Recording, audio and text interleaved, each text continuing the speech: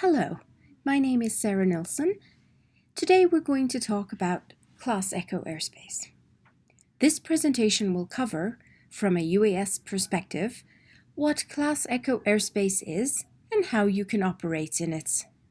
While this may seem straightforward, how Class Echo Airspace is designated can be particularly confusing for drone pilots, and man pilots too.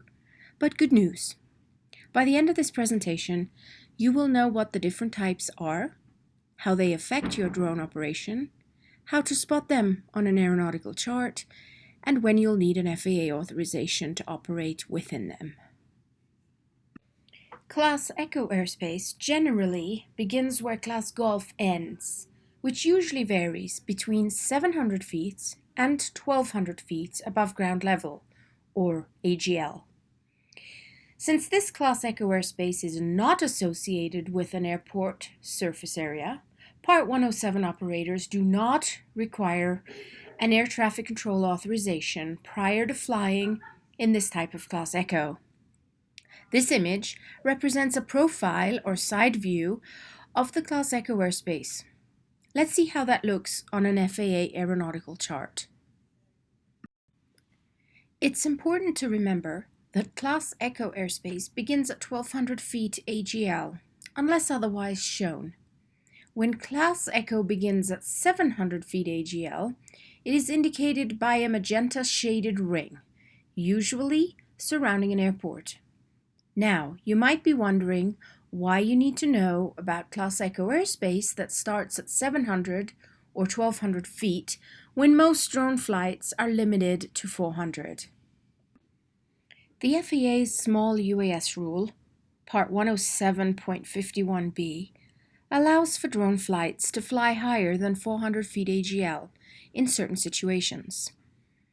If you are operating within a 400-foot radius of a structure, you can fly to the structure's uppermost limit, plus an additional 400 feet. This can be beneficial for a variety of UAS missions, for example, inspecting a cell tower. Consider this example structure shown here. You could fly to a maximum altitude of 1,865 feet above ground level, as long as you complied with all other parts of the small UAS rule, such as maintaining visual line of sight. In this example, flying at 1,865 feet means that you are operating in Class Echo Airspace. And remember, Class Echo does not require an airspace authorization under Part 107. Let's take a look at the other type of Class Echo Airspace, Surface Class Echo. This type of airspace causes the most confusion. The regulations clearly state that operations within the lateral boundaries of the surface area of Class Echo Airspace, designated for an airport, require an airspace authorization. So what is Surface Class Echo Airspace, and how do you know when it's designated for an airport? Simply put, it's Class Echo Airspace that extends down to the surface instead of the common 700 foot or 1200 foot above ground level. This category of airspace exists to add additional protection to arriving and departing aircraft. Because of this, certain portions of Surface Class Echo Airspace require authorization prior to flights. We're going to talk about three types of Surface Class Echo Airspace: Echo 4, Echo 3, and Echo 2. Of these, only Echo 2 requires an airspace authorization. Through the next few slides, I'll walk you through the different types of Surface Class Echo and how you can identify which type is in your area. We're going to start with Class Echo extensions. These exist to allow manned aircraft to make safe approaches to runways in bad weather. Just remember that while Echo 4 and 3 don't require ATC authorization, Echo 2 does. Echo 4 airspace is an extension to Class Delta or Surface Class Echo or Echo 2 airspace. I've highlighted green and red areas to help clarify what I'm talking about.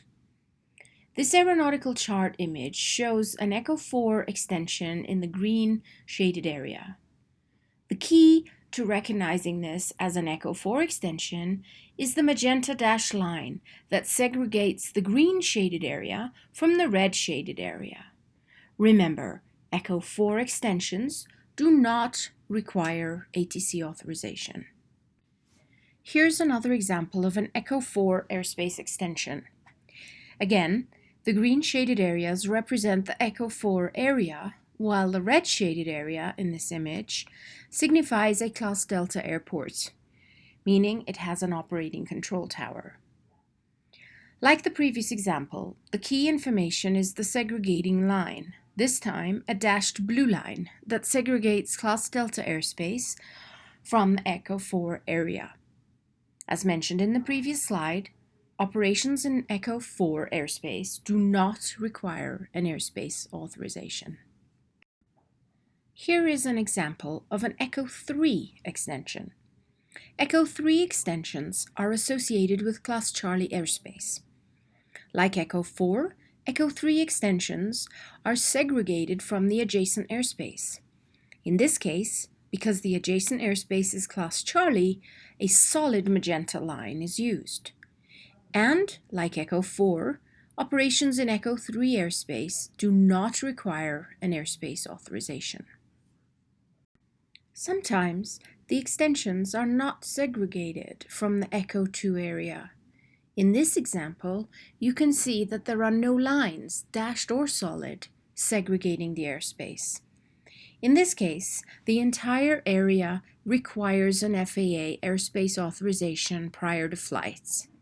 Echo 2 airspace, including Echo 2 extensions, require you to obtain an ATC authorization through LANS or Drone Zone before you fly. If you're new to the drone community and find the FAA aeronautical charts confusing, the UAS Facility Maps can also be a great resource for helping you understand when you need an airspace authorization. If the area you would like to operate in requires an airspace authorization, there will be a grid map associated with it. Remember, these are not pre-approved areas. You must receive an airspace authorization prior to operating in any of the classes of airspace listed here.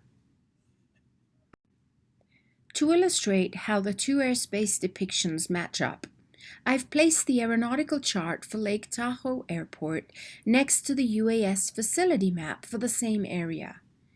This example clearly shows that the Echo 2 area, indicated by red shading, has a corresponding grid map associated with it, and therefore requires an airspace authorization.